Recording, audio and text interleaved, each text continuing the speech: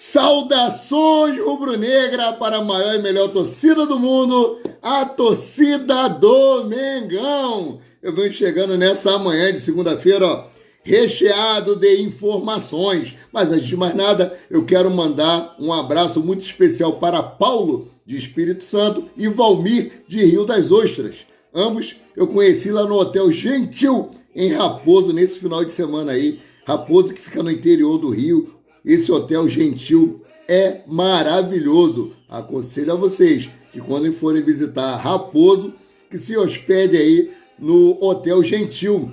Buffet completo, café da manhã, almoço, lanche, janta, ceia e ainda tem alguns shows ao vivo lá. Muito bom. Um abraço aí para você, Paulo, um abraço para você, Valmir. Que Deus abençoe a vida de vocês. O Paulo aí, que o pai dele é vascaíno, mas tem aquela resenha gostosa entre os dois ali, um zoando o outro, é muito bacana. Então, vamos aqui para as notícias. Após o empate do Flamengo aí com o Palmeiras no sábado, empate 1-1, jogo que o Flamengo não foi bem no primeiro tempo, porém, no segundo tempo o Flamengo já deu uma melhorada, poderia até ter saído com a vitória, né? Sem tirar aquele lance lá do árbitro, a falta em cima do Everton Ribeiro dentro da área, que foi feito a carga nas costas dele.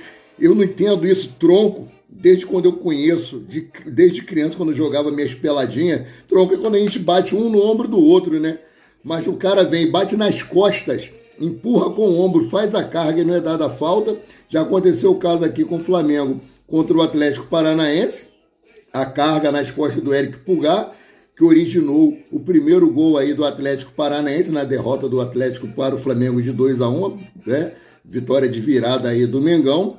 Aí, 3 dias após acontecer isso, acontece a mesma coisa lá em São Paulo contra o Palmeiras, né? O árbitro aí colocou na súmula de que um segurança do Palmeiras havia o ameaçado. Ameaçou, chama a polícia, né? Isso é coisa de bandido, me desculpe, me perdoe aí, mas isso é coisa de bandido. Ameaçar os outros é coisa de bandido. Fora os fatos lamentáveis que tiveram lá, antes da entrada no estádio lá, aquela confusão toda lá. Os torcedores do Palmeiras na área de visitantes, que seria a área do Flamengo, mas eu vi os vídeos, não vi nenhum torcedor com camisa do Flamengo. Só vi ali torcedores com uniformes do Palmeiras. Então, após esse jogo aí, esse empate, o técnico Jorge Sampaoli deu folga ontem, domingo, para o elenco do Flamengo. 3 atletas do Flamengo não folgaram, que foi aí Gabigol, Léo Pereira e Alan. Alan que pode ser relacionado para o jogo contra o Atlético Paranaense, quarta-feira, lá na Arena da Baixada. O Alan aí está fazendo o trabalho de transição. O Léo Pereira e Gabigol também estão fazendo trabalho de transição para o campo, né? E os treinos de hoje, segunda-feira, e os treinos de amanhã, terça-feira, vão definir se os 3 serão relacionados aí para o jogo contra o Atlético Paranaense, né? Como falei, o elenco do Flamengo teve folga ontem, se reapresentaram hoje às 9 horas da manhã no CT Ninho do Urubu. Quando você estiver assistindo esse vídeo, talvez o treinamento já tenha até acabado, né? E por falar em treinamento, o Bruno Henrique passou por exames de imagem ontem, né? Foi feita uma ressonância magnética e constatou que ele não teve nenhuma fratura, nem no joelho, nem no calcanhar, né? No tornozelo ali. Mas vão ver hoje o laudo desse exame para saber se ele não teve nenhum tipo de rompimento ligamentar. Deus queira que não, porque ele está sentindo dores aí na região e preocupa muito, né? Bruno Henrique, que acabou de vir de uma lesão muito preocupante, uma lesão que o deixou parado aí quase 1 ano. Espero que não tenha nada de ruim acontecido com o nosso BH27. Então, ontem se encerrou aí a 14ª rodada do Campeonato Brasileiro e o Botafogo ganhou aí do Grêmio por 2-0, ganhou na casa do Grêmio lá. O Botafogo aí agora está com 36 pontos, o Flamengo e o Grêmio, que tem 26, estão 10 pontos atrás. Eu espero que isso não sirva de desculpa para que o técnico do Flamengo, juntamente com a diretoria, decidam dar prioridade apenas às Copas e abrir mão aí do Campeonato Brasileiro. Sabemos que é uma diferença muito grande mesmo. Só que ainda faltam o quê? 5 rodadas para acabar o primeiro turno. E ainda tem mais 19 rodadas aí do segundo turno. Dá muito bem para o Flamengo aí conseguir chegar e chegar bem. Não é possível que o Botafogo consiga manter essa regularidade até o final do campeonato. Sabemos que é uma vantagem muito grande, criou uma gordura muito grande aí. O Flamengo, infelizmente, perdeu muitos pontos para times até consideráveis, mais fracos do que ele, fora de casa. E isso aí está fazendo a diferença agora. Está fazendo falta agora esses pontos que o Flamengo perdeu aí. Então, seguindo aqui, né? Já tem o árbitro, a FIFA CBF já determinou, né? Já escalou o árbitro que vai apitar Flamengo e Atlético Paranaense na quarta-feira. Um árbitro aí que ele tem algumas polêmicas, tem tido alguns problemas, né, com relação a jogos do Flamengo. É o árbitro Braulio da Silva Machado, que comandará o duelo de volta aí das quartas de finais da Copa do Brasil entre Atlético Paranaense, que vai ser um mando de campo do Atlético, né, e Flamengo.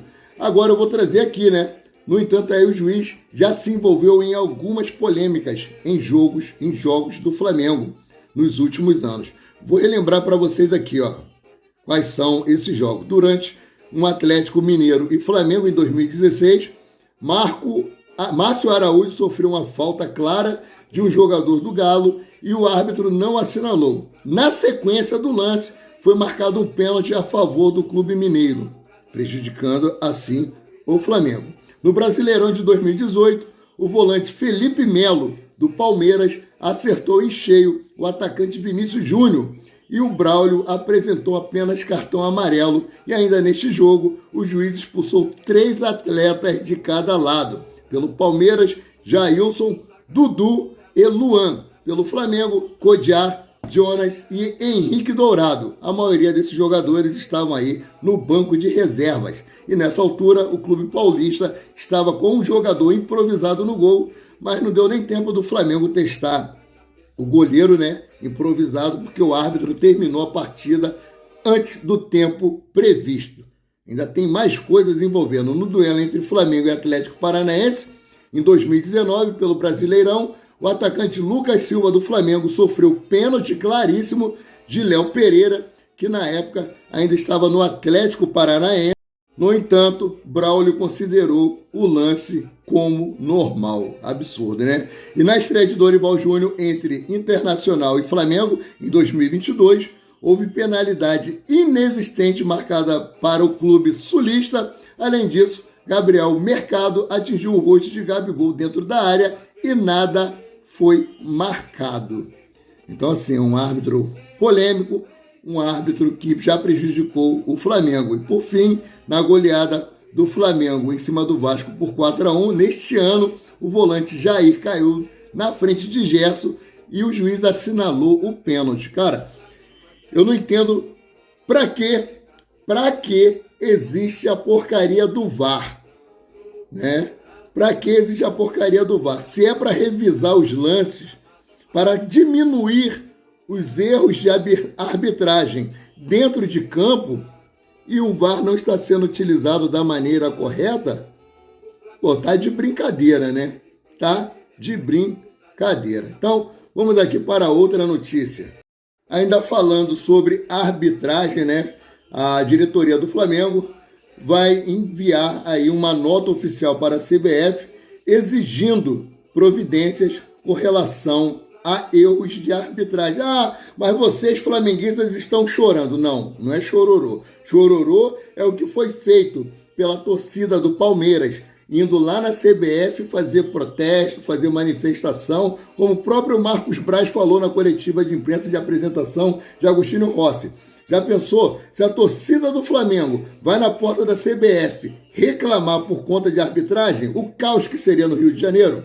Alguns anos atrás aí teve um show, se eu não me engano, da Anitta no Barra Music. Parou Ayrton Senna, Linha Amarela, Avenida das Américas, Avenida Brasil, Ponte Rio-Niterói, Linha Vermelha.